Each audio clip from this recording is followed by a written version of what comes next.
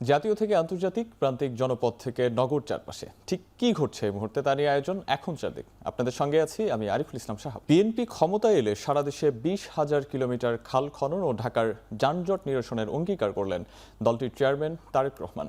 এ সময় 5 বছরে সারা দেশে 25 কোটি বৃক্ষরোপণের পরিকল্পনার কথাও জানান তিনি।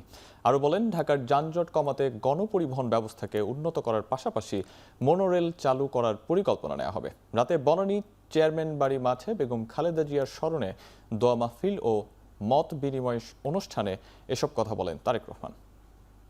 12 তারিখে যে নির্বাচন, এই নির্বাচনে ইনশাল্লাহ বাংলাদেশ জাতীয়তাবাদী দল সরকার গঠনে সক্ষম হলে জনগণের ম্যান্ডেট নিয়ে আমরা সমগ্র বাংলাদেশে 20,000-এর মতন কিলোমিটারের মতন খাল আমরা খনন করতে চাই। 5 বছরে আমরা 25 কোটি গাছ আমরা রোপণ করতে চাই। বছরে 4 থেকে 5 কোটি গাছ।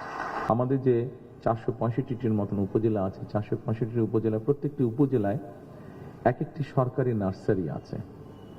এই সরকারি নার্সারিগুলোর বা গার্ডেন সেন্টার নার্সারি যেটাই আমরা বলি না কেন, এই নার্সারিগুলোর প্রোডাকশন ক্যাপাসিটি অর্থাৎ চারা তৈরি করার capacity round about 25,000 on an average.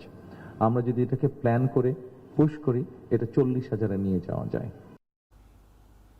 রাজধানীর মহাখালীর কড়াইলের সন্তানরা যেন ভালো শিক্ষা পায় সে উদ্যোগ নেওয়া হবে। মঙ্গলবার বিকেলে বনানী টিএনডি মাঠে কড়াইলবাসীর আয়োজনে বেগম খালেদা জিয়ার মাগফিরাত কামনা ও দোয়া অনুষ্ঠানে একথা বলেন বিএনপি চেয়ারম্যান তারেক রহমান।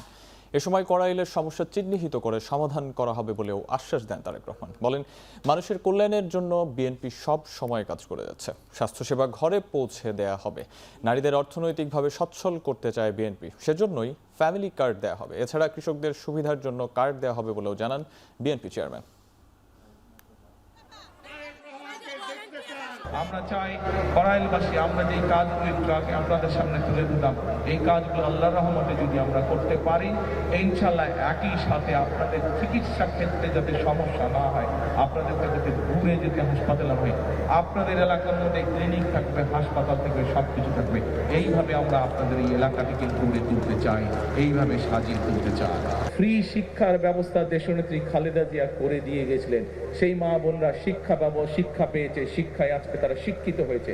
কিন্তু সেই মা বোনকে অর্থনৈতিকভাবে আমরা যাতে সচ্ছলভাবে গড়ে তুলতে চাই, সেই জন্য এইরকম একটি ফ্যামিলি কার্ড আপনাদের কাছে পৌঁছে দিতে চাই মা বোনদের কাছে। 17 বছর পর গণতান্ত্রিক উত্তরণের পথে দেশ, তাই আন্তর্জাতিক মহলেও এবার নির্বাচন নিয়ে আগ্রহ তৈরি হয়েছে। গুলশানে 4 দেশের কূটনীতিকদের সঙ্গে বিএনপি চেয়ারম্যান তারেক রহমান সাক্ষাতের পর এমন মন্তব্য করেছেন দলটির যুগ্ম মহাসচিব হুমায়ুন কবির। মঙ্গলবার সকালে বিএনপি চেয়ারম্যানের কার্যালয়ে তারেক রহমানের সঙ্গে সাক্ষাৎ করেন ডেনমার্ক, সুইডেন, নরওয়ে ও রাশিয়ার রাষ্ট্রদূতরা। বৈঠকে আসন্ন নির্বাচন ছাড়াও ব্যবসা বাণিজ্য, শিক্ষা, জ্বালানি, পররাষ্ট্রনীতি এবং এভিয়েশন সহ বিভিন্ন বিষয় নিয়ে আলোচনা হয়। পাশাপাশি বিএনপির ঘোষিত 31 দফা রূপরেখা এবং বিএনপি সরকার গঠন করলে কিভাবে দেশগুলোর সঙ্গে কাজ করবে সে বিষয়েও আলোচনা করা হয়। এ সময় করার একটা সুযোগ ন্যাশনাল ইন্টারেস্টের ভিত্তিতে আমরা কিভাবে তাদের সাথে কাজ করতে পারি, এখানে ডিসকাশন হয়েছে, আলোচনা হয়েছে ট্রেড, ইনভেস্টমেন্ট, এনার্জি নিয়ে, তারপরে এডুকেশন নিয়ে। তো বিভিন্ন আমাদের 31 দফার বিভিন্ন যে কর্মসূচিগুলো আমরা বাস্তবায়ন করতে চাচ্ছি, বাংলাদেশের মানুষের ম্যান্ডেট যদি আমরা ইনশাআল্লাহ অর্জন করি 12ই ফেব্রুয়ারির নির্বাচনে, তো কীভাবে আমরা তাদের সাথে কাজ করতে পারি এবং বাইল্যাটারাল রিলেশনসগুলো বলেন আপনার ফরেন ইকোনমিক কোঅপারেশনের মাধ্যমে কিভাবে এগিয়ে নেওয়া যায়, এই বিষয়গুলো নিয়েই আলাপ আলোচনা হয়েছে।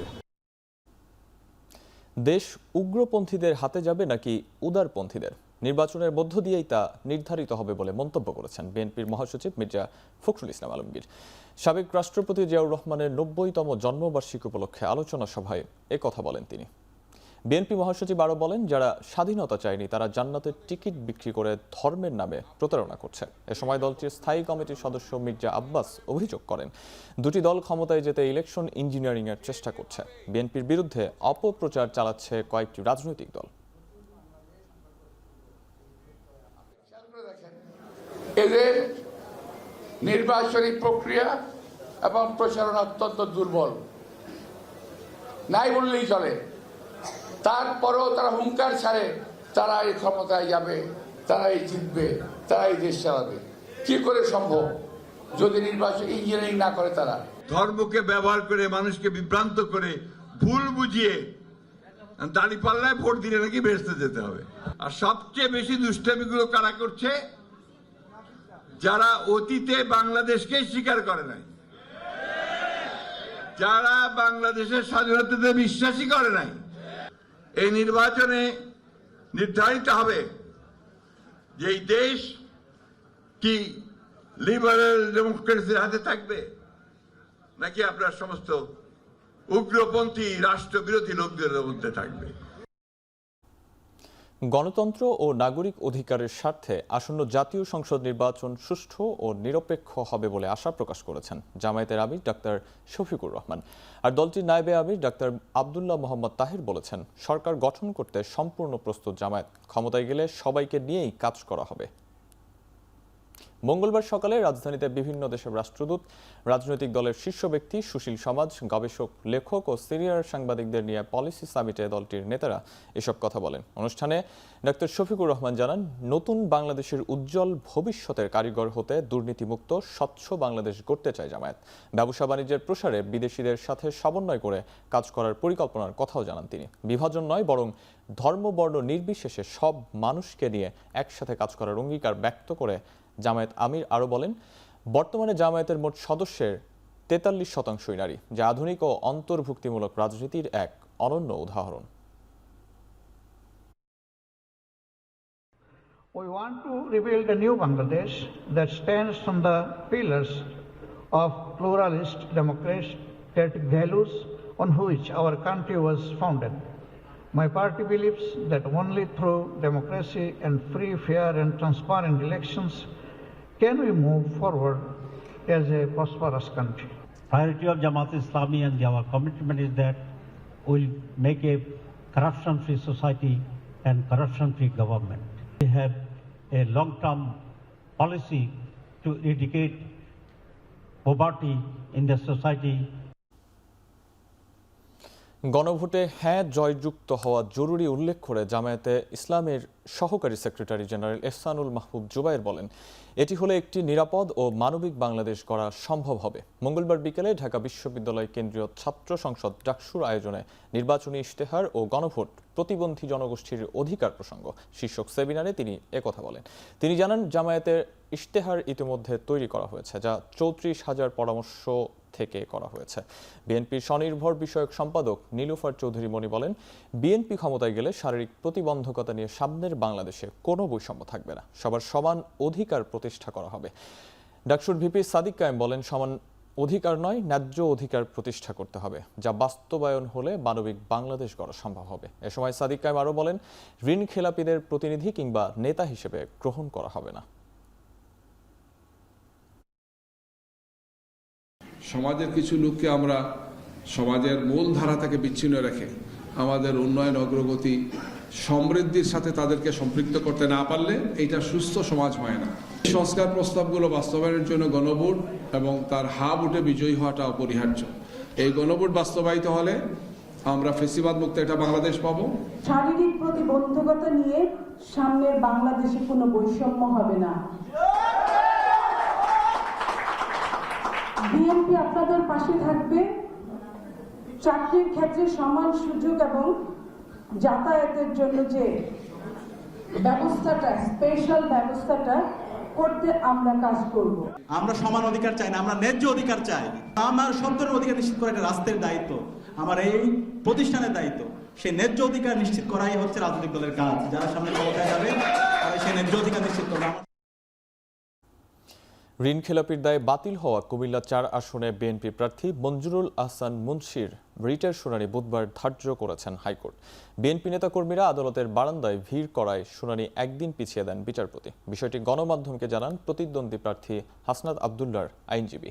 মঙ্গলবার বিচারপতি রাজিক আল জলিলের নেতৃত্বাধীন হাইকোর্টের একটি দ্বৈত বেঞ্চে মঞ্জুরুল আহসান মুন্সির রিটের শুনানি হওয়ার কথা ছিল। সকাল থেকে কুমিল্লার দেবিদ্বার থেকে শত শত নেতাকর্মী মুন্সির পক্ষে আদালতের বারান্দায় জড়ো হন। পরে পুলিশ তাদের সরিয়ে দেয়। বিএনপি নেতাকর্মীদের ভিড়ের কারণে বিচারপতি দুপক্ষের আইনজীবীদের জানান বুধবার শুনানি হবে, সেখানে উপস্থিত থাকবেন কেবল আইনজীবীরা। গেল 17 জানুয়ারি নির্বাচন কমিশন বিএনপি প্রার্থী মুন্সির প্রার্থিতা বাতিল করে। পরে এর বিরুদ্ধে হাইকোর্টে রিট করেন তিনি। এদিকে দাউদকান্দি মেঘনা নিয়ে গঠিত কুমিল্লা 1 এবং হোমনা তিতাস নিয়ে গঠিত কুমিল্লা 2 আসনে আগের সীমানাতে নির্বাচন হবে। মঙ্গলবার হাইকোর্টের আদেশ বাতিল করে রায় দেন আপিল বিভাগ।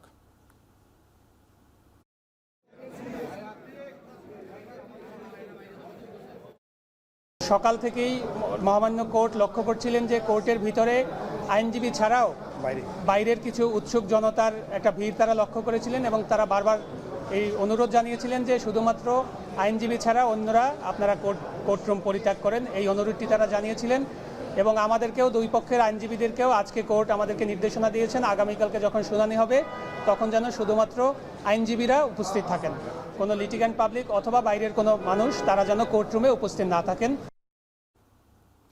গণভোটকে প্রত্যাখ্যান করে না ভোট দিতে সবাইকে উদ্বুদ্ধ করা হবে বলে জানিয়েছেন জাতীয় পার্টির চেয়ারম্যান জিএম কাদের। তাদের রাজনৈতিক কর্মকাণ্ড নানাভাবে বাধাগ্রস্ত করা হচ্ছে বলেও জানান তিনি। রাজধানীর একটি হোটেলে জাতীয় সংসদ নির্বাচনের সার্বিক পরিস্থিতি ও চূড়ান্ত প্রার্থী তালিকা প্রকাশ বিষয়ে ব্রিফিংয়ে একথা বলেন দলটির চেয়ারম্যান। সংসদ নির্বাচনে জাতীয় পার্টির 195 জন প্রার্থী বৈধতা পেয়েছে বলে জানান তিনি। বলেন রংপুর 2 থেকে প্রতিদ্বন্দ্বিতা করবেন জিএম কাদের। এর পাশাপাশি জাতীয় পার্টির নেতাকর্মীদের হুমকি দেওয়া হচ্ছে বলেও জানান তিনি। আওয়ামী লীগকে ধ্বংসের পর জাতীয় পার্টিকে ধ্বংস করার চেষ্টা চলছে বলে অভিযোগ করেন জিএম কাদের। জেল থেকে আওয়ামী লীগের অনেক মানুষ মৃত হিসেবে বেরিয়ে আসছে, তাদের তালিকা প্রকাশ করার দাবি করেন তিনি। যেটা ওনারা প্রস্তাব করেছেন এবং যে পদ্ধতিতে করেছেন সেটা আইনগতভাবে বৈধ নয় এবং সেটা সত্যিকার অর্থে এটার কোনো ভালো সাইড আমরা দেখি না। যে সংস্কারের প্রস্তাব তারা দিয়েছেন সেটা জনগণের পক্ষে নয়। 2014 আমি নির্বাচন করি নাই, আমাদের দলের 2270 জন নির্বাচন করে নাই, এরা নির্বাচন করে নাই, এরা নির্বাচন করে নাই, উইথড্র করেছিল। I was the minister. আমাকে বলা হয়েছিল তো আপনি থাকেন নির্বাচিত হবেন, আপনি থাকেন আমরা মন্ত্রী হবেন, আমরা হই নাই। তারপরে আমাকে 2014 পরে আমাকে বলা হয়েছিল আপনি আবার টেকনোক্র্যাট মিনিস্টার হবেন। I refused. আমরা মন্ত্রিত্বের জন্য এমপির জন্য আমরা রাজনীতি করি নাই, এটা ডকুমেন্টারি এভিডেন্স আছে। পোস্টাল ব্যালট নিয়ে চ্যালেঞ্জ থাকলেও তা বাস্তবায়ন করতে হবে, এমন মন্তব্য করেছেন প্রধান নির্বাচন কমিশনার এম নাসির উদ্দিন। মঙ্গলবার সন্ধ্যায় রাজধানীর আগারগাঁওয়ে নির্বাচন কমিশন সচিবালয়ে তিনি বলেন, পোস্টাল ব্যালট নিয়ে খারাপ কিছু হয়নি, সত্য না জানার কারণে ভুল বোঝাবুঝি তৈরি হয়েছে। অনেক দেশ এটা করতে পারে নাই, তো আমাদের আশেপাশের দেশটা কেউ তো এইভাবে সাকসেসফুলি করতে পারে নাই। আমরা প্রথম বছরে মোটামুটি ভাবে যেটা করছি, আমরা এখনো আমাদের কার্যক্রম যেটা আমরা এ পর্যন্ত দেখছি তাতে খুব একটা খারাপ হয়েছে বলে আমরা মনে করি না। যারা আগের থেকে পোস্টাল ব্যালট করেছে তাদের যে অভিজ্ঞতা আমাদের চাইতে বহু বেশি খারাপ, সেই দিক থেকে আমরা কিন্তু এখনো কিন্তু এগিয়ে আসি। প্রধান নির্বাচন কমিশনার এম নাসির উদ্দিনের সঙ্গে বৈঠক করেছেন বাংলাদেশে নিযুক্ত সুইডেনের রাষ্ট্রদূত নিকোলাস উইক্স। মঙ্গলবার বিকেলে রাজধানীর আগারগাঁওয়ে নির্বাচন ভবনে বৈঠকে নির্বাচনের পরিবেশ নিয়ে সন্তোষ প্রকাশ করেন সুইডিশ রাষ্ট্রদূত। এ সময় মিসইনফরমেশন, ডিসইনফরমেশন এবং নিরাপত্তা ব্যবস্থা নিয়ে দুই পক্ষের আলোচনা হয় বলে জানিয়েছেন ইসির সিনিয়র সচিব আখতার আহমেদ। জানান, আসন্ন জাতীয় নির্বাচনের পরিবেশ, প্রস্তুতির অগ্রগতি এবং সার্বিক রাজনৈতিক পরিস্থিতি নিয়ে সুইডেন রাষ্ট্রদূতের সঙ্গে আলোচনা হয়েছে।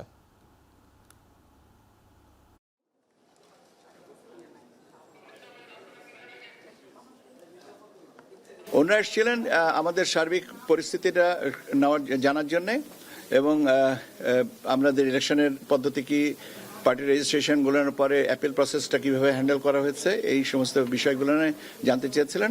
বাড়তি প্রশ্ন ছিল, সেটা হচ্ছে একটা হচ্ছে মিস ইনফরমেশন, ডিসইনফরমেশন, এই জনের অপতথ্যগুলোকে আমরা কিভাবে হ্যান্ডেল করছি সেটার ব্যাপারে। আর দ্বিতীয় জিনিসটা হচ্ছে যে ওনারা বলেছিলেন যে তোমাদের সিকিউরিটি নিয়ে কোনো কনসার্ন আছে কিনা। ত্রয়োদশ জাতীয় সংসদ নির্বাচনে প্রার্থিতা প্রত্যাহারের শেষ দিনে 30 জেলায় 1.5 শতাধিক প্রার্থী মনোনয়ন প্রত্যাহার করেছেন। দলীয় কমান্ডের নির্দেশ আর জোটের কারণে বেশিরভাগ জায়গায় প্রার্থিতা প্রত্যাহারের কথা জানান তারা। সবচেয়ে বেশি 19 জন প্রার্থী মনোনয়ন প্রত্যাহার হয়েছে ময়মনসিংহে। এর মধ্যে জামায়াতের 4 জন প্রার্থী রয়েছেন। ব্রাহ্মণবাড়িয়ায় মনোনয়ন প্রত্যাহার করেছেন 13 জন। সিলেটে 6 আসনে 11 জন প্রার্থিতা প্রত্যাহার করেছেন। কুমিল্লায় প্রার্থিতা প্রত্যাহারের তালিকায় আছেন 10 জন। এর মধ্যে কুমিল্লা 7 আসনের জামায়াত ইসলামের প্রার্থী রয়েছেন। রাজশাহী 2 আসনে এলডিপি ও ইসলামী আন্দোলনের প্রার্থী মনোনয়ন প্রত্যাহার করেছেন। 4টি আসনের মধ্যে জামায়াত মনোনীত প্রার্থী সহ নাটোরে মনোনয়ন প্রত্যাহার করেছেন 6 জন। বরিশালের 6টি সংসদীয় আসনে 43 জন প্রার্থীর মধ্যে মনোনয়ন প্রত্যাহার করেছেন 7 জন। এছাড়া নোয়াখালীতে জামায়াতের 2 জন সহ মোট 5 জন, গাজীপুর 2 আসনে বিএনপির স্বতন্ত্র প্রার্থী সালাউদ্দিন সরকার সহ 8 জন, ফেনীর 3টি সংসদীয় আসনে 4 জন, খুলনায় 6 আসনে 5 জন এবং টাঙ্গাইলে 8টি সংসদীয় আসনে জামায়াতে ইসলামী, গণ অধিকার পরিষদ সহ 9 প্রার্থী মনোনয়ন প্রত্যাহার করেছেন। এছাড়াও রাঙ্গামাটির একমাত্র আসনে মনোনয়ন প্রত্যাহার করেছেন জামায়াতে ইসলামের প্রার্থী।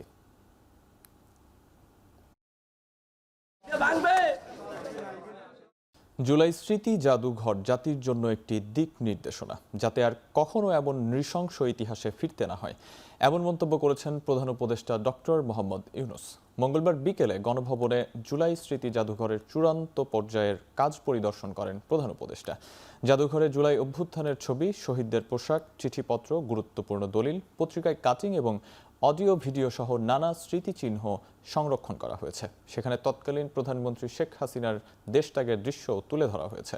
পরিদর্শনকালে প্রধান উপদেষ্টা ফ্যাসিস্ট শাসনামলে গুম, রাষ্ট্রীয় দমনপীড়ন এবং জুলাই অভ্যুত্থানের গণহত্যা নিয়ে নির্মিত 15 মিনিটের একটি প্রামাণ্য চিত্র দেখেন। শিক্ষার্থীদের দল বেঁধে এখানে আসার আহ্বান জানিয়ে তিনি বলেন, আয়নাঘরের অভিজ্ঞতা মানুষকে বোঝাতে সাহায্য করবে কি ভয়াবহ নৃশংসতার মধ্য দিয়ে বন্দীরা সময় কাটিয়েছেন।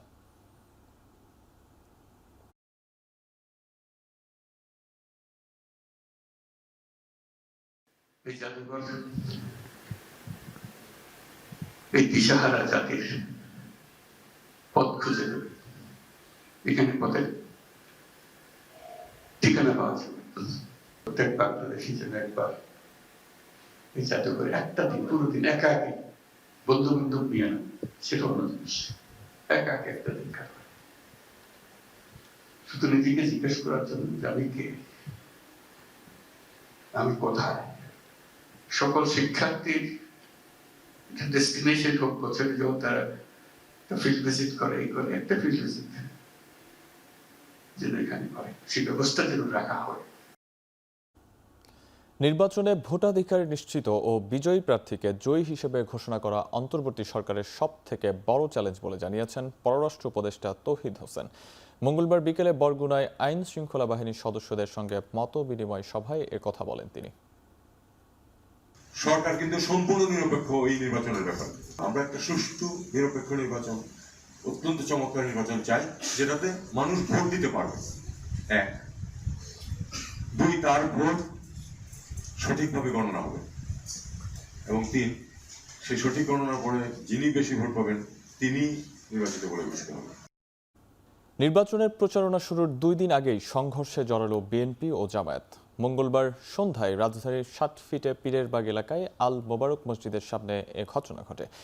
জামায়াতের পক্ষ থেকে অভিযোগ করা হয়, জামায়াতের মহিলা কর্মীরা এলাকায় দাওয়াতি কাজ করতে এলে তাদের হেনস্থা করা হয়। পরে নিয়ে যাওয়া হয় স্থানীয় বিএনপি নেতার বাসায়, যার সূত্র ধরে ঘটনা গড়ায় দুপক্ষের সংঘর্ষে। যুবদল নেতা মিলন, আশরাফ ও বাপ্পি সহ স্থানীয় বিএনপি নেতাদের বিরুদ্ধে অভিযোগ, দলবল নিয়ে হামলা করা হয় জামায়াত কর্মীদের উপর। এ সময় মসজিদে আশ্রয় নিলে তাদের আটকে রাখা হয়।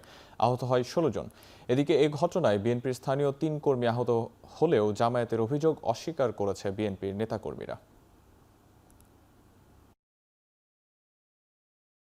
ঝামেলাটা হলো, ওনারা আমাদের এই বোম্বাইগলি মসজিদের পাশে একটা বিল্ডিংয়ে মহিলা এবং জামাতের নেতারা মিলে কোনো এক মহিলার বাসায় গিয়ে তার ভোটার আইডি কার্ড চেয়েছে এবং বিকাশ নাম্বার চেয়েছে। তো ওই মহিলা তাদেরকে আটকাইছে যে আপনারা তো এটা করতে পারেন না। নারীরা যখন রাস্তায় বের হয়েছে তাদের উপরে তারা মব ক্রিয়েট করার চেষ্টা করেছে। তারা নির্বাচনী প্রচারণা, সাধারণ সামাজিক কার্যক্রমে তারা বেরিয়েছিলেন। জুলাই যোদ্ধা আহত আছেন এবং মসজিদে গিয়ে তাদেরকে নির্যাতন করা হয়েছে, শক দেওয়া হয়েছে মাথায়, এবং নানা ধরনের বুকে মারা হয়েছে, পিঠে মারা হয়েছে, মাথায় মারা হয়েছে। জুলাই অভ্যুত্থানে রাজধানীর চানখারপুলে 6 জনকে হত্যার ঘটনায় মানবতাবিরোধী অপরাধের মামলার রায় পিছিয়ে দিয়েছেন ট্রাইব্যুনাল। বিচারপতি মোহাম্মদ গোলাম মর্তুজা মজুমদারের নেতৃত্বাধীন 3 সদস্যের আন্তর্জাতিক অপরাধ ট্রাইব্যুনাল 1-এ মঙ্গলবার এ মামলার রায় ঘোষণার কথা ছিল, কিন্তু রায় প্রস্তুত না হওয়ায় ট্রাইব্যুনাল চেয়ারম্যান আগামী 26 জানুয়ারি নতুন তারিখ ধার্য করেছেন। গেল ২৪শে ডিসেম্বর মামলার যুক্তিতর্ক উপস্থাপন শেষ হয়। সাবেক ডিএমপি কমিশনার হাবিবুর রহমান সহ ৮ পুলিশ কর্মকর্তা এ মামলার আসামি, যাদের মধ্যে ৪ জনই পলাতক। পুনর্গঠিত আন্তর্জাতিক অপরাধ ট্রাইব্যুনালে এটি হবে দ্বিতীয় রায়। ছাত্র জনতার গণঅভ্যুত্থানে শেখ হাসিনার পতনের দিন ২০২৪ সালের ৫ই আগস্ট চানখারপুল এলাকায় আন্দোলনকারীদের উপর গুলি চালায় পুলিশ। এতে শাহরিয়ার খানা আনাস, শেখ জোনায়েদ, মোহাম্মদ ইয়াকুব, মোহাম্মদ রাকিব হাওলাদার, মোহাম্মদ এহসানুল হক ও মানিক মিয়া শাহরিক নিহত হন। আহত হন অনেকে। ট্রাইব্যুনালে চলেছে এবং সাক্ষ্য প্রমাণ আনতে চানখারপুল হত্যাকাণ্ডের এই বিচার দীর্ঘদিন এই ট্রাইব্যুনালে চলেছে এবং সাক্ষ্য প্রমাণ আনতে উভয় পক্ষের যুক্তিতর্ক শেষ হয়ে আজকে এই মামলার রায়ের জন্য দিন ধার্য ছিল, কিন্তু মাননীয় বিচারকগণ তাদের প্রস্তুতির অভাবের জন্য রায়টি সম্পূর্ণভাবে প্রস্তুত না হওয়ার কারণে আজকে আদালতে উঠে তারা জানিয়েছেন যেহেতু রায়টি সম্পূর্ণভাবে প্রস্তুত হয়নি, সে কারণে আগামী ২৬শে জানুয়ারি এই মামলার রায় তারা প্রদান করার জন্য পুনরায় তারিখ নির্ধারণ করেছেন।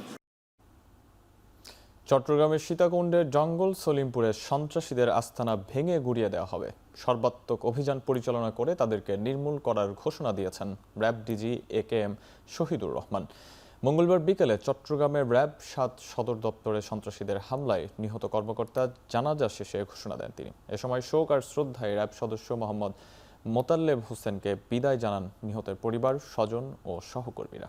এর আগে মরদেহ ময়নাতদন্তের জন্য চমেক হাসপাতালে নিয়ে আসেন র্যাব সদস্যরা। সোমবার জঙ্গল সলিমপুরে অস্ত্র উদ্ধারে অভিযানে গেলে সন্ত্রাসীদের হামলা ও গুলিতে নিহত হন মোতালেব হোসেন।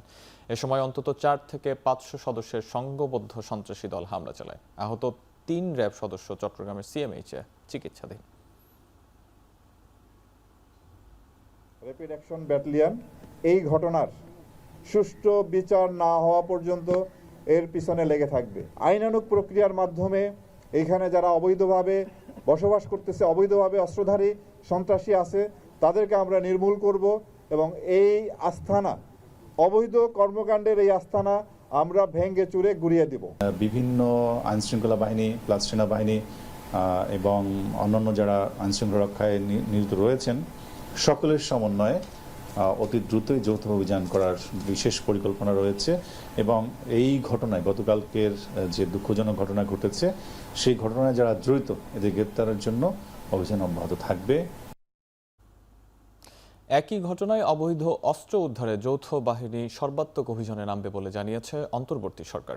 একই সঙ্গে এ ঘটনায় জড়িত সবাইকে গ্রেপ্তার করা হবে বলেও জানানো হয়। মঙ্গলবার দুপুরে রাজধানীর ফরেন সার্ভিস একাডেমিতে এক প্রেস ব্রিফিংয়ে কথা জানান প্রধান উপদেষ্টার প্রেস সচিব শফিকুল আলম। সমস্ত বাহিনী একত্রিত হয়ে কম্বাইন একটা অপারেশন হবে।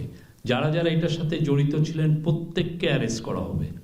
এখানে যে যত পাওয়ারফুল লোকই হন না কেন, আর ওইখানে আশেপাশে যাওয়া যত লুট করা অস্ত্র আছে সেগুলো কম্বিং অপারেশনের মাধ্যমে এটা উদ্ধারের সর্বোচ্চ চেষ্টা করা হবে। যশোরে জমি সংক্রান্ত বিরোধে দুপক্ষের সংঘর্ষে 2 জনের মৃত্যু হয়েছে। মঙ্গলবার বিকেল 3:30টার দিকে চৌগাছা উপজেলার সলুয়া কলেজের সামনে এ ঘটনা ঘটে। নিহতদের মধ্যে পলাশ সংঘবদ্ধ মারধরে এবং রফিকুল ধারালো অস্ত্রের আঘাতে মারা গেছেন। স্থানীয়রা জানান, রফিকুল ও পলাশের মধ্যে জমি নিয়ে গত 2 বছর ধরে বিরোধ চলছিল। মঙ্গলবার বিকেলে চৌগাছার সলুয়া কলেজের সামনে রফিকুল ইসলামকে একা পেয়ে ধারালো অস্ত্র দিয়ে কুপিয়ে গুরুতর জখম করে পলাশ। রফিকুলের উপর হামলার ঘটনায় স্থানীয় লোকজন উত্তেজিত হয়ে হামলাকারী পলাশকে ঘিরে ফেলে। বিক্ষুব্ধ জনতার বেধড়ক পিটুনিতে পলাশ গুরুতর আহত হন। খবর পেয়ে কোতোয়ালি মডেল থানার মোবাইল টিম দ্রুত ঘটনাস্থলে পৌঁছে 2 জনকে উদ্ধার করে যশোর জেনারেল হাসপাতালে নিয়ে যায়। সেখানে জরুরি বিভাগের কর্তব্যরত চিকিৎসক পরীক্ষা নিরীক্ষা শেষে পলাশকে মৃত ঘোষণা করেন। অন্যদিকে উন্নত চিকিৎসার জন্য ঢাকায় নেয়ার পথে মৃত্যু হয় রফিকুলেরও।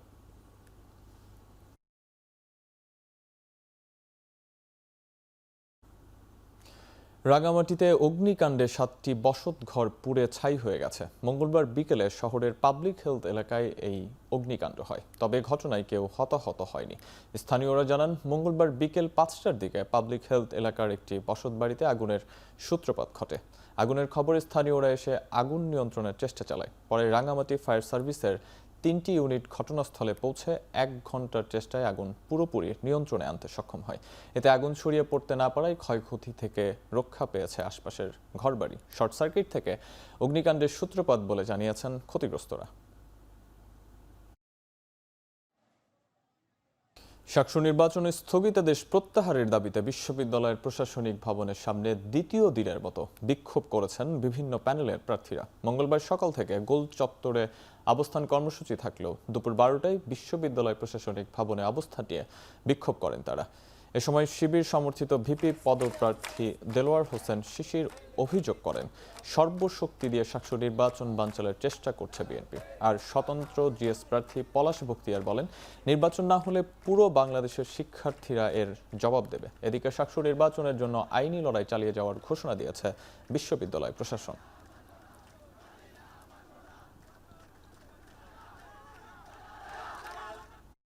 জাতিসংঘের শান্তিরক্ষা মিশনে গেলেন বিমান বাহিনীর ৬২ জন সদস্য। মঙ্গলবার সকালে বিমান বাহিনীর সদর দপ্তরে কঙ্গোতে নিয়োজিত জাতিসংঘ শান্তিরক্ষা মিশনের কন্টিজেন্ট বানাটু 15 এর সদস্যদের উদ্দেশ্যে দিক নির্দেশনামূলক ভাষণ দেন বিমান বাহিনীর প্রধান air chief marshal Hasan Mahmud Khan. এ সময় তিনি জাতিসংঘ শান্তিরক্ষা মিশনের শৃঙ্খলা, সততা ও পেশাদারিত্বের সাথে দায়িত্ব পালনের মাধ্যমে বাংলাদেশ বিমান বাহিনী ও দেশের সুনাম অক্ষুণ্ণ রাখার আহ্বান জানান। ব্রিফিং শেষে মিশনের সাফল্য কামনায় বিশেষ মোনাজাতে অংশগ্রহণ করেন বিমান বাহিনী প্রধান। অনুষ্ঠানে বিমান বাহিনীর ঊর্ধ্বতন কর্মকর্তা ও স্টাফ অফিসাররা উপস্থিত ছিলেন। উল্লেখ্য, বাংলাদেশ বিমান বাহিনীর এভিয়েশন ট্রান্সপোর্ট ইউনিট বানাটু এর নতুন কন্টিজেন্ট শিগগিরই ডেমোক্রেটিক রিপাবলিক কঙ্গোতে জাতিসংঘ শান্তিরক্ষা মিশনে যোগ দেবে। আগামী 25 জানুয়ারি ও 2 ফেব্রুয়ারি 2 ধাপে কন্টিজেন্ট সদস্যরা কঙ্গোর উদ্দেশ্যে ঢাকা ত্যাগ করবেন। ভাড়াটিয়ার অধিকার নিশ্চিত করতে নতুন নির্দেশিকা প্রকাশ করেছে ঢাকা উত্তর সিটি কর্পোরেশন। মঙ্গলবার দুপুরে নগর ভবনে ব্রিফিংয়ে ঢাকা উত্তর সিটি কর্পোরেশনের প্রশাসক মোহাম্মদ এজাজ বলেন, ভাড়াটিয়ার অধিকার সুরক্ষা এবং ভাড়া সংক্রান্ত হয়রানি কমাতেই এই নির্দেশিকা দেওয়া হয়েছে। নির্দেশিকায় বলা হয়েছে, বাড়িওয়ালাকে বাড়ি বসবাসযোগ্য রাখতে হবে এবং গ্যাস, বিদ্যুৎ ও পানি সহ সব ইউটিলিটি সুবিধা নিশ্চিত করতে হবে। এছাড়া 2 বছরের আগে কোনো অবস্থাতেই ভাড়া বাড়ানো যাবে না এবং ভাড়া বৃদ্ধির হার বাজার মূল্যের 15% বেশি হতে পারবে না।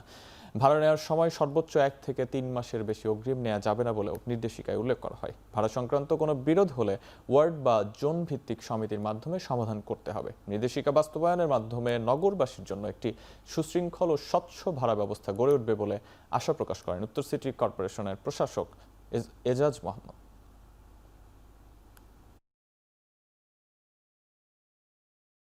2 বছরের আগে কোনো অবস্থাতেই বাড়ি ভাড়া বাড়ানো যাবে না। 2 বছর পর মানসম্মত দ্বিপাক্ষিক আলোচনা সাপেক্ষে ভাড়া পরিবর্তন করা যাবে। উভয় পক্ষের প্রতিনিধিরা স্থানীয় ওয়ার্ড পর্যায়ে ভাড়া বিবাদের সালিশ করবেন এবং বাড়িওয়ালা সমিতি এবং ভাড়াটিয়া সমিতির লিস্ট আপনারা আমাদের সংশ্লিষ্ট ওয়ার্ড অফিসে জমা দিয়ে রাখবেন। সেই সালিশ যদি সেখানে সমাধান না করা যায়, পরবর্তীতে জোনাল অফিস পর্যন্ত আপনারা সেটা যেতে পারবেন। রাজধানীতে আনুষ্ঠানিকভাবে উদ্বোধন হলো বৈশ্বিক নিউ এনার্জি ভেহিকল নির্মাতা প্রতিষ্ঠান বিওআইডির নতুন শোরুম। দেশের প্রথম পরিবেশক ডিলার পার্টনার মার্চেন্ট অটোসের মাধ্যমে এই কার্যক্রম শুরু করলো বিওআইডি। উদ্বোধনী অনুষ্ঠানে বক্তারা বলেন, পরিবেশ বান্ধব ও জ্বালানি সাশ্রয়ী যানবাহনের প্রসার বাংলাদেশের টেকসই উন্নয়নের জন্য অত্যন্ত গুরুত্বপূর্ণ। 2030 সালের মধ্যে দেশে 30% বৈদ্যুতিক যানবাহন নিশ্চিত করার সরকারি লক্ষ্য অর্জনে বিওআইডির এই উদ্যোগ সহায়ক হবে বলে আশা করেন তারা। নতুন এই শোরুমে গ্রাহকরা বিওআইডির সর্বাধুনিক ইলেকট্রিক ভেহিকল এবং সুপার প্লাগ ইন হাইব্রিড প্রযুক্তির গাড়ি সরাসরি দেখার পাশাপাশি বিক্রয় ও বিক্রয়োত্তর সেবা পাবেন।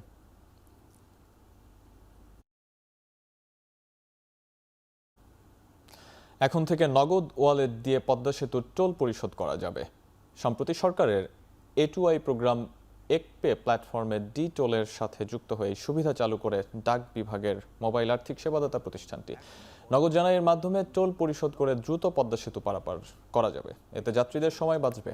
পাশাপাশি এই সুবিধা চালু হওয়ায় আগের মতো ছোটখাটো যানজট আর থাকবে না। 4টি ধাপে পেমেন্ট করা যাবে বলেও জানায় নগদ। সবগুলো স্টেপ একবার সম্পন্ন করে ফেললে পরবর্তীতে শুধু টপ আপ করেই টোল দিতে পারবেন খুব সহজে। বিএনপি চেয়ারম্যান তারেক রহমানের পক্ষ থেকে সাভারে শীত বস্ত্র বিতরণ করেছে স্থানীয় বিএনপি। মঙ্গলবার বিকেলে পৌর এলাকার রেডিও কলোনির শহীদ মজনু একাডেমি মাঠে কর্মসূচির আয়োজন করা হয়। এ সময় হতদরিদ্র নিম্ন আয়ের নানা শত শত মানুষের মাঝে শীত বস্ত্র বিতরণ করা হয়। অনুষ্ঠানে ঢাকা জেলা বিএনপির যুগ্ম সাধারণ সম্পাদক লায়ন মোহাম্মদ খুরশেদ আলম সহ স্থানীয় বিএনপির অঙ্গ ও সহযোগী সংগঠনের নেতারা অংশ নেন। দলের চেয়ারম্যান তারেক রহমানের পক্ষ থেকে শীত মৌসুমে অসহায় ও হতদরিদ্র মানুষকে দেয়া এই সহায়তা অব্যাহত থাকবে বলে জানানো হয়। শীতবস্ত্র পেয়ে সন্তোষ প্রকাশ করেন স্বল্প আয়ের মানুষ।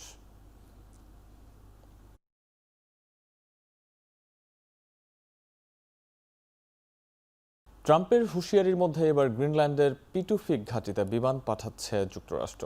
North American aerospace defence command x বার্তায় এই তথ্য নিশ্চিত করেছে। মূলত কানাডা, ডেনমার্ক ও যুক্তরাষ্ট্রের মধ্যে প্রতিরক্ষা চুক্তির অংশ হিসেবে এই বিমান মোতায়েনের কথা বলা হলেও চলমান উত্তেজনার জেরে মার্কিন সামরিক বাহিনীর এই পদক্ষেপ নানা প্রশ্নের জন্ম দিচ্ছে। অন্যদিকে এই দ্বৈরথের মধ্যেই সুইজারল্যান্ডের দাভোসে শুরু হয়েছে ওয়ার্ল্ড ইকোনমিক ফোরামের সম্মেলন। আগামী 21 জানুয়ারি সেখানে ভাষণ দেবেন ট্রাম্প।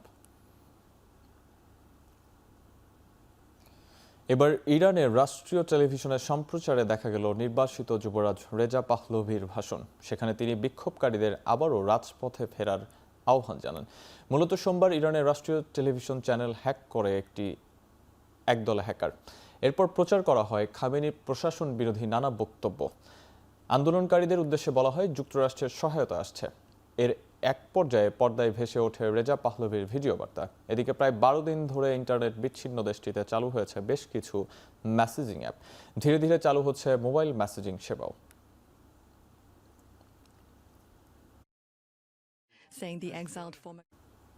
আফগানিস্তানের কাবুলে চীনা রেস্টুরেন্টে বিস্ফোরণের দায় স্বীকার করেছে ইসলামিক স্টেট। আইএসের আফগান শাখা একটি বিবৃতিতে জানিয়েছে আত্মঘাতী বোমা হামলাকারীর মাধ্যমে এই বিস্ফোরণ ঘটানো হয়েছে। এর আগে সোমবার রাজধানী কাবুলের শাইর-ই-নও এলাকার একটি রেস্তোরাঁয় ভয়াবহ বিস্ফোরণ ঘটে। এতে এক চীনা নাগরিক ও 6 আফগান সহ মোট 7 জন নিহত হয়। শিশুসহ আহত হয় অন্তত 13 জন। কাবুল পুলিশের মুখপাত্র বলেছেন, গুরুত্বপূর্ণ অফিস, শপিং কমপ্লেক্স ও বিভিন্ন দূতাবাস থাকা এই বিশেষ অঞ্চলটিকে দেশের অন্যতম সুরক্ষিত জোন হিসেবে ধরা হতো। বোমা হামলার পর আইএসের নিজস্ব সংবাদ মাধ্যম আমাক নিউজ এজেন্সি জানায়, উইঘুর মুসলিম সম্প্রদায়ের ওপর চীনা সরকারের নির্যাতনের প্রতিবাদে এই হামলা করা হয়েছে।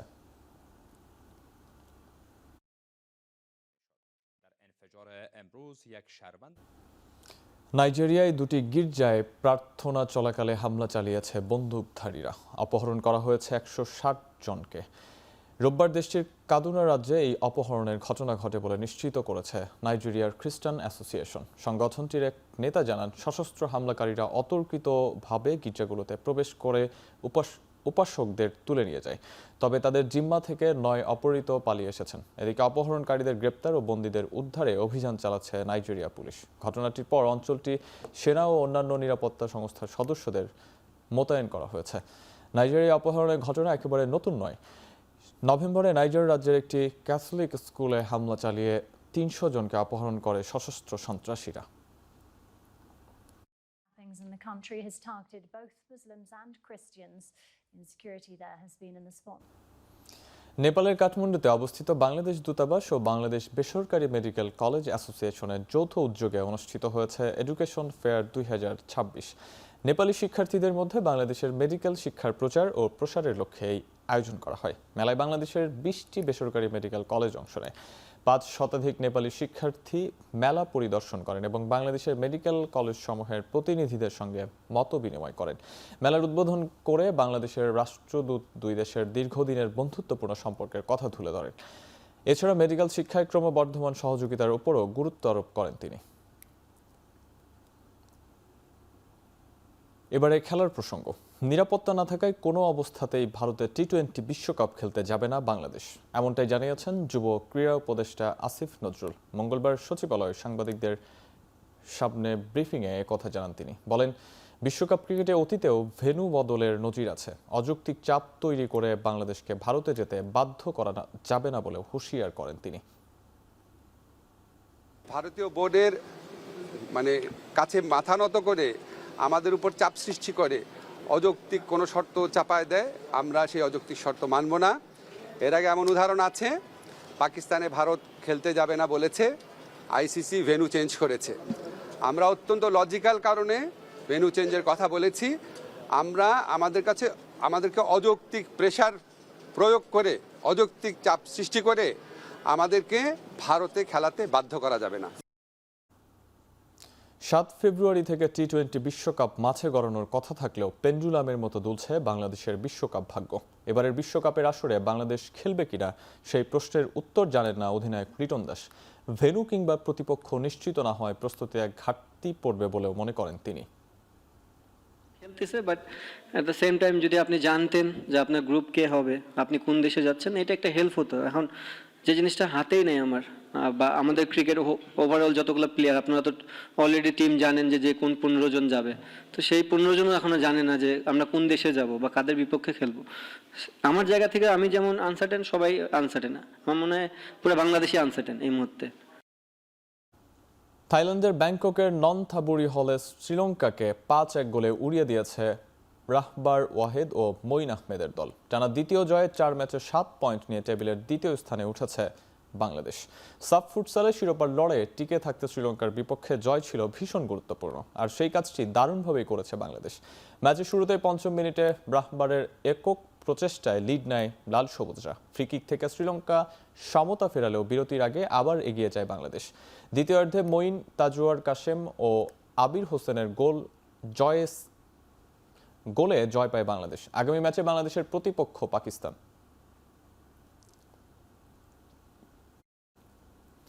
নারী টি-20 বিশ্বকাপের কোয়ালিফায়ারে নিজেদের দ্বিতীয় ম্যাচেও জয়ের দেখা পেয়েছে বাংলাদেশ। পাপুয়া নিউগিনি নারী দলকে 30 রানে হারিয়েছে টাইগ্রেসরা। কীর্তিপুরে টস হেরে ব্যাট করতে নেমে বাংলাদেশকে ভালো শুরু এনে দেন দিলারা আক্তার ও জুবাইরিয়া ফেরদৌস। ব্যক্তিগত 17 রানে ফেরেন জুরাইরিয়া। দিলারা 34, শারমিনের 28 ও সোবহানার 34 রানের ইনিংসে বড় পুঁজির ভিত পায় টাইগ্রেসরা। শেষ দিকে স্বর্ণা আক্তারের 14 বলে 37 রানের ইনিংসে বাংলাদেশের বড় জয় নিশ্চিত হয়। বাংলাদেশের করা 168 রানের জবাবে এক পর্যায়ে 2 উইকেটে 98 রান করেছিল পাপুয়া নিউগিনি। তবে দলের পক্ষে সর্বোচ্চ 35 রান করা ব্রেন্ডা তাও আউট হওয়ার পর আর কেউই বেশিক্ষণ টিকতে পারেননি। শেষ পর্যন্ত 138 রানে থামে পাপুয়া নিউগিনি। টাইগার্সদের হয়ে মেঘলা, রাবেয়া, ঋতু, ফাহিমা, সোবহানা ও স্বর্ণা প্রত্যেককেই একটি করে উইকেট নেন।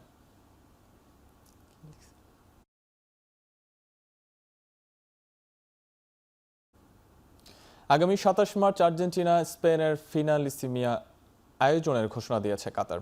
এই ম্যাচকে কেন্দ্র করে অনুষ্ঠিত হবে কাতার ফুটবল ফেস্টিভ্যাল 2026, যেখানে মেসি ও লামিন ইয়ামালের সঙ্গে দেখা যাবে মিশরের তারকা ফরওয়ার্ড মোহাম্মদ সালাহকেও। 2022 বিশ্বকাপ ফাইনালের স্মৃতিবহ লুসাইল স্টেডিয়াম আবারও সাক্ষী হতে যাচ্ছে আরেকটি ফুটবল মহারণের। আর্জেন্টিনা, স্পেন ছাড়াও খেলবে সৌদি আরব, মিশর, সার্বিয়া ও কাতার। বিশ্বকাপের আগে ম্যাচগুলো সবার জন্য প্রস্তুতির অংশ হতে যাচ্ছে। টিকিট বিক্রি শুরু হবে 25 ফেব্রুয়ারি থেকে। আন্তর্জাতিক সমর্থকদের জন্য 1 ফেব্রুয়ারি 2026 থেকে ভিজিট কাতার ও কাতার এয়ারওয়েজের অংশীদারিত্বে বিশেষ ভ্রমণ প্যাকেজ পাওয়া যাবে।